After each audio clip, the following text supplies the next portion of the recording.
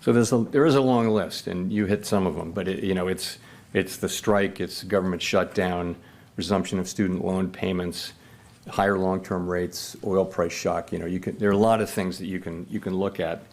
So what we try to do is assess all of them and handicap all of them. And ultimately, though, there's so much uncertainty around these things. I mean, to start with the strike, first of all, we absolutely don't comment on the strike, as we have no view on the strike one way or the other, but we do have to make an assessment of its economic effects to do our jobs.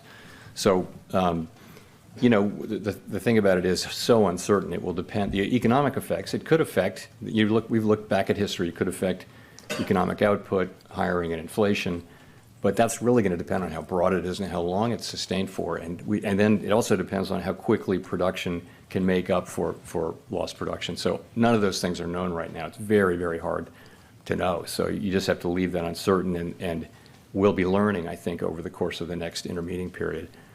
We don't comment on that. It hasn't traditionally had much of a macroeconomic effect.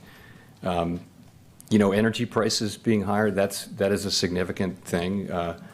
Energy prices being up can affect spending. It can affect over time. A sustained period of higher energy prices can affect consumer expectations about inflation.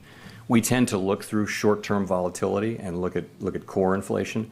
But so the question is, how long are higher prices sustained? We have to take those macroeconomic effects into account as well.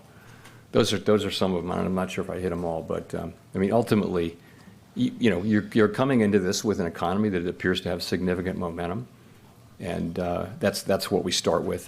But we do have this collection of risks that you mentioned.